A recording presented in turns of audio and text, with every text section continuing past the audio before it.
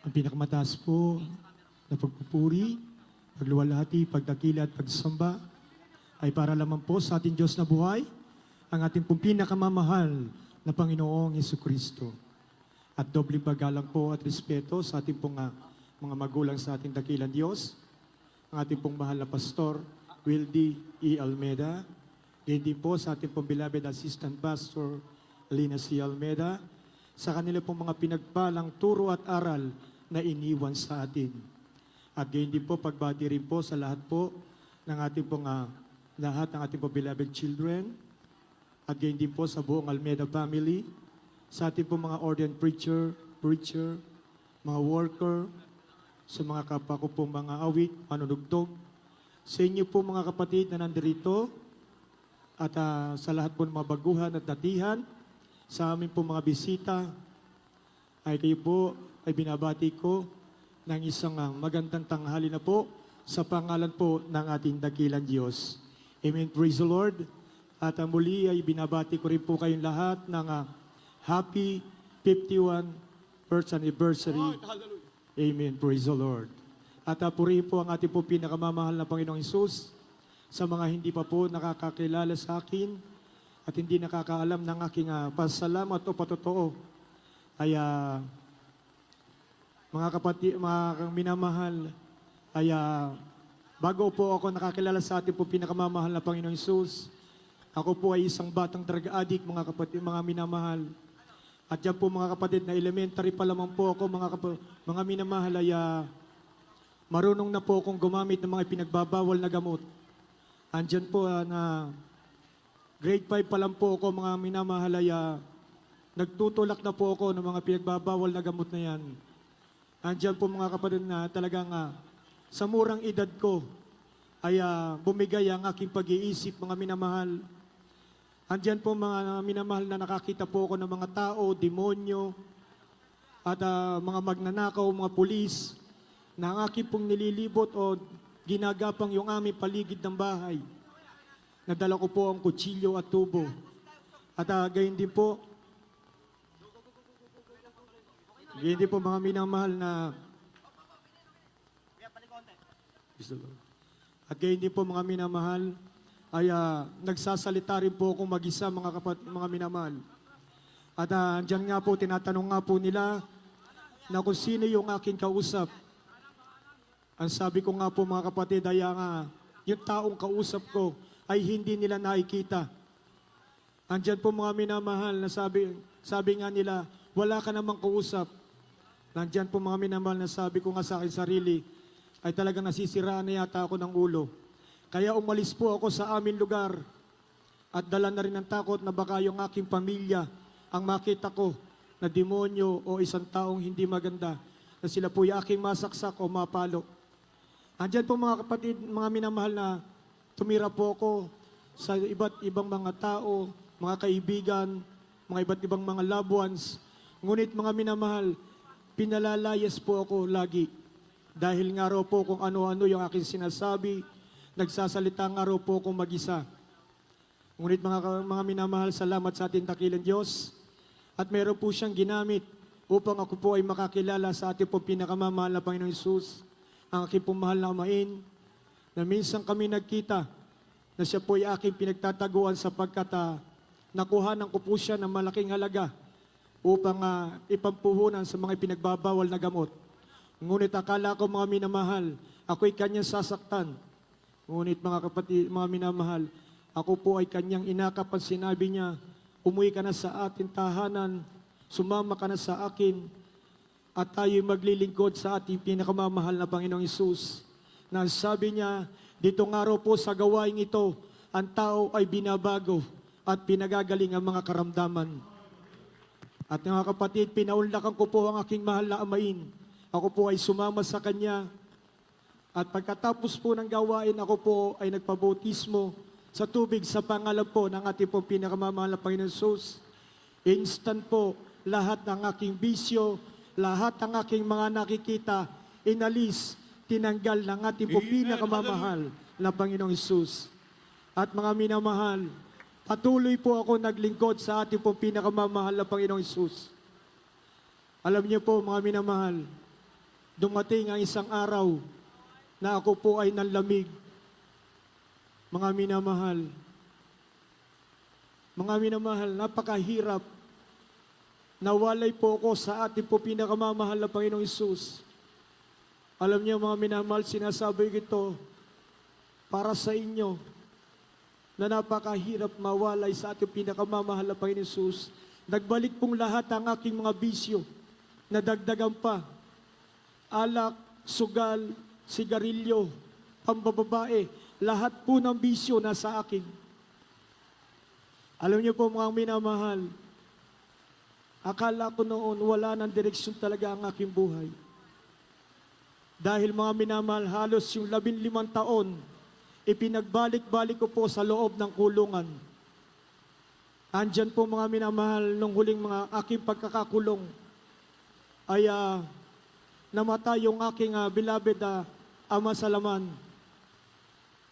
Mga kapatid, ito po ay hindi ko nakita. Nag-motion po kami sa korte ng 2 beses, sana masilip ko man lang yung bangkay ng aking mahal na ama sa laman. At alam niyo mga kapatid, 2 beses din bumaba ang papel galing sa korte na nakalagay, deny because a notorious recidivist, public enemy in Region 3. Alam niyo mga minamahal, napakasakit na pangyayari. Nasabi ko sa mga pulis, lagi ako nakikiusap na kung sana makita ko man lang aking mahal na magulang sa laman, na kung paano niyo ako hinuli. Alam niyo mga kapatid, nung ako'y hinuli nila, 2 kamay ko, 2 paa ko nakaposas, pinagsama sa likod ko. Mainam pa yung baboy na papatayin. Yung kanilang 4 na paa magkasama sa harapan. Binitbit po ako ng 4 na mga pulis. Inihagi sa sasakyan. Sabi ko, ganun na lang din ang gawin niyo sa akin. Makita ko man lang yung aking magulang sa laman. Alam niyo mga kapatid, hindi pa rin ako napagbigyan. At alam niyo mga kapatid, sa tuwing ako'y makukulong, lagi ako nangangako sa ating mahal na Panginoong Hesus na ako'y magbabalik loob. At yung huling kulong ko nga po na yan mga kapatid, 2015, nasabi ko noon, mahal na Panginoon, palayain mo lamang ako. Ako'y muling magbabalik sa iyo. At alam niyo mga minamahal, pinalaya ako yung mahal na Panginoon. Ngunit mga kapatid, mga minamahal, hindi po ako muling nagbalik. Nagbalik na naman po ako sa dati, bisyo, hanggang sa nagtago ako ng Mindanao.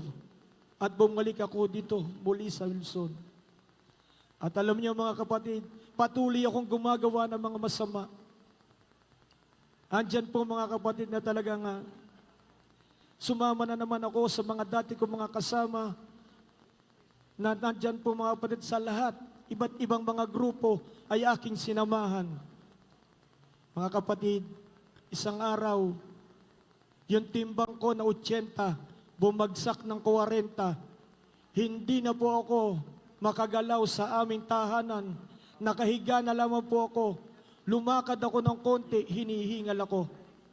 Andyan po mga minamahal, VIP 3. na nagpa-albularyo kami, nagpa-doktor kami, ngunit hindi po ako pinagaling. At alam niyo mga kapatid, mga minamahal, pina-check up ko muli ang aking kararamdaman. Ako nga raw po ay may diabetes at sakit sa baga na emphysema, COPD, at tuberculosis. Alam niyo mga minamahal, yung aking 2 paa na nagsusugad, pasintabi po sa mga kumakain, nagsusugat po ito, nagnanaknak, at nilalanggam na hindi ko nararamdaman, may mga langgam nang nakakagat. Sabi ko sa aking sarili, baka maputol yung aking 2 paa nang dahil sa diabetes na yan. Na kung paano yung aking mga nakasama sa loob ng kulungan, sila po mga minamahal ay pinutol yung mga paa hanggang sa nakarating ang hita. Ang ending po, patay din po sila. Baka kakumatulad ako.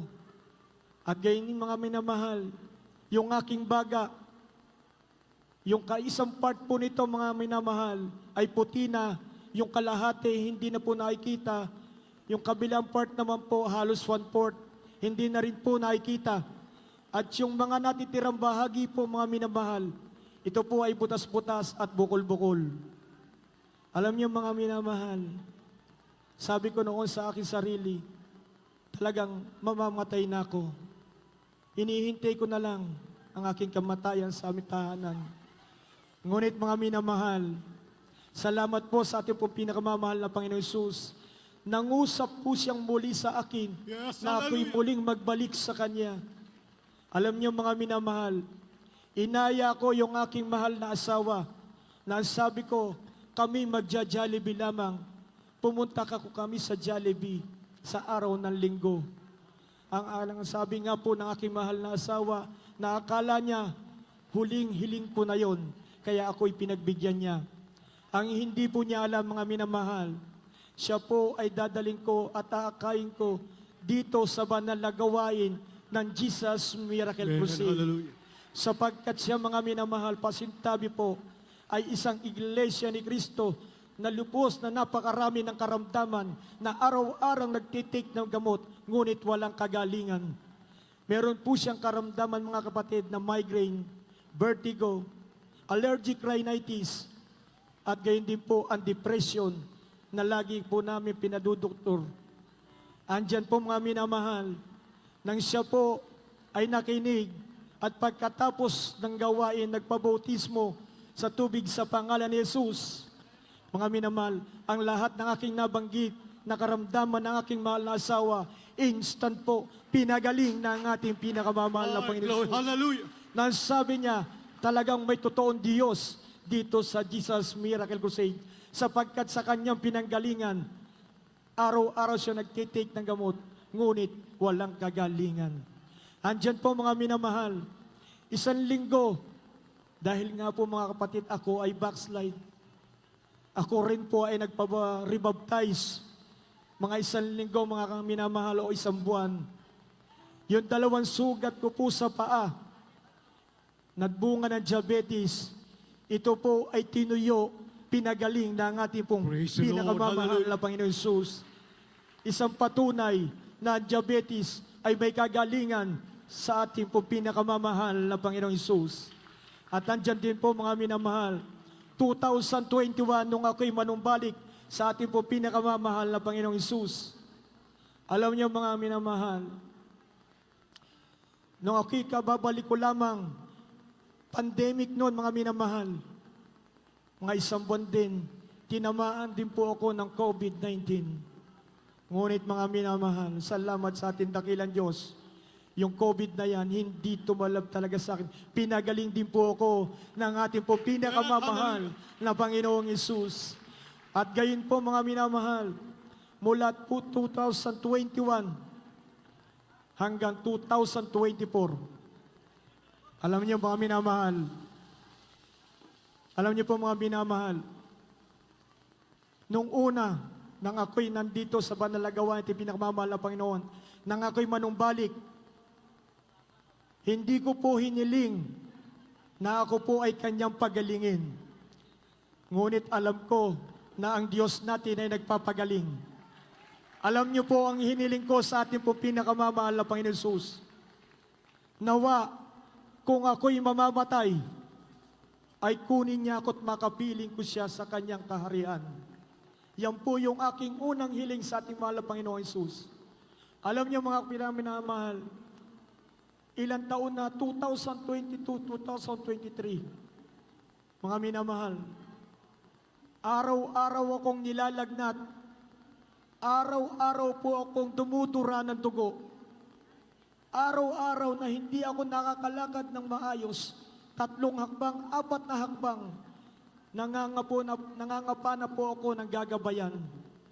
Alam niyo mga minamahal, hindi ako nang hinawa sa ating mahal na Panginoong Jesus na dumalo, magpuri, mag-ayuno buwan-buwan.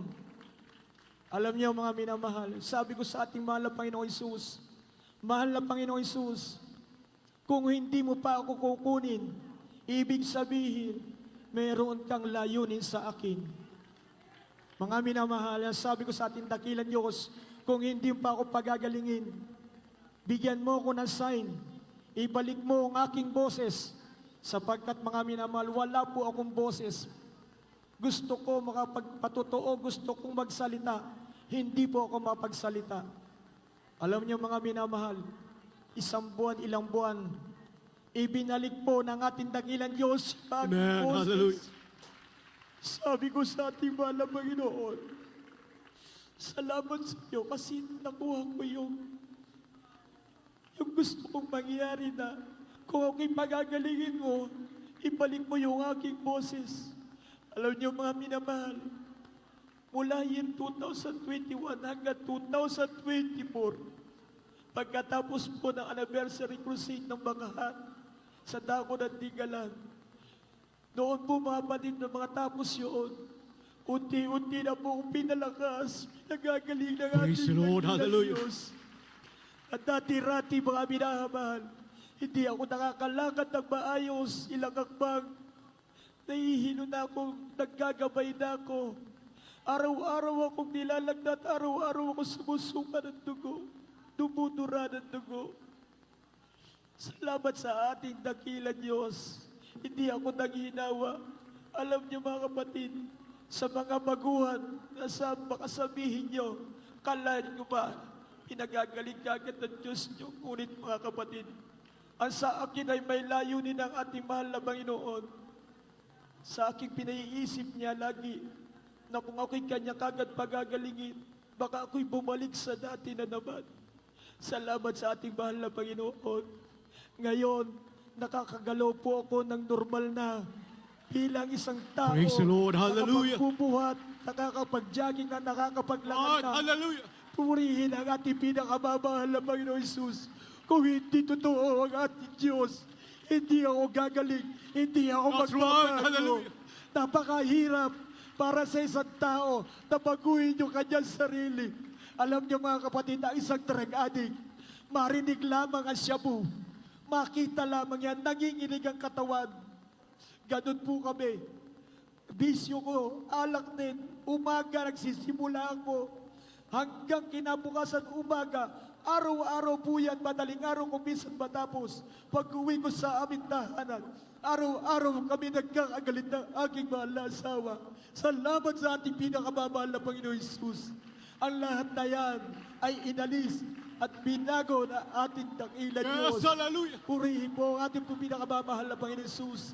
Ang lahat po ng kapurihan, pasasalamat, pagdakil at pagsamba ay para lamang po sa ating Diyos sa buhay. Ang ating pinakamamahal na Panginoon Jesus. Praise Magpasa- the Lord.